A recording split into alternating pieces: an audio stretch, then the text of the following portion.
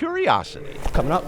It's been the fuel for Sam Traxler's interest in the martial arts. I did basic training in Fort Sill, Oklahoma. That's where I was originally introduced to it by my drill instructors. Coming through. Curiosity about jiu-jitsu. We're here. Its Japanese roots. Even the best black belt is still learning. And a curious item Sam's father had hanging on his wall. That's him. This is it, guys. Jeff Traxler, Sam's dad. And this is what he thought was a World War II Japanese sword. So growing up, I always saw it on the wall. So I'm only 24, so he's had it most of my life. Jeff Fowler, and his father is the one that brought it back. Yep. That's Jeff Fowler. And this is his father, who brought the sword home to Minnesota as a souvenir of his service in Asia during World War II. When you were growing up, where was it in the house? In a basement, in a cellar, with canned goods and other things. Just sitting there? Just sitting there, yep.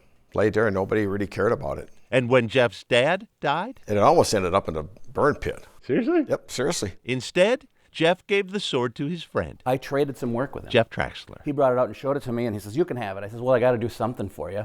So I dug a septic system with a backhoe for him. The septic system that put the sword on Jeff Traxler's wall, where his son, who'd learned jiu-jitsu in the Army, became curious about the sword's Japanese characters. Really, we had no idea what we were getting into. After which, Sam and his girlfriend Allie found this nifty translation page on Reddit. Dropped it in here just to see if someone could translate it. Someone like Yano Takashi, who saw on Reddit the characters from the sword and had news for Sam and Allie. It's become bigger than we ever imagined. The sword wasn't from World War II, but belonged to a samurai between 400 and 500 years ago. You know, when you think about this metal and 500 years,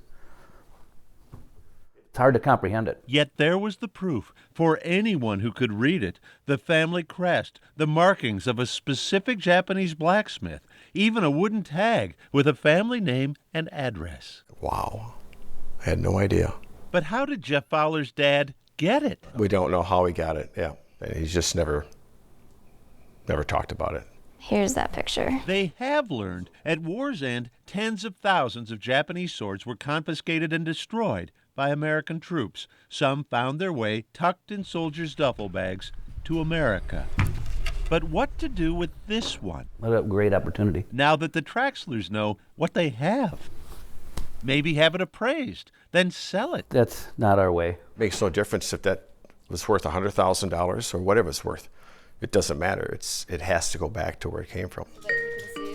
But how? There we go. Hi. Hey, Yano. Hello. Yano, the man who responded to the Reddit post, has taken care of it all. The website, the fundraising, and the plane tickets to fly Sam and Allie to Japan later this month to deliver the sword to the descendants of its previous owner, who will donate it to a museum in the town from which it came.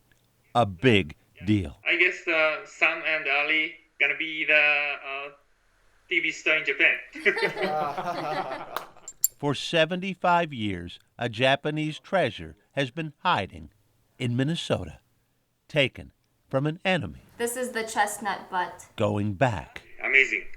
to new friends. I'm so excited. You come here, maybe someday if you come when it's cold, we'll take you driving on the lakes and go fishing through the ice. Boyd Huppert. Wow. KARE 11 News. All right, my friend.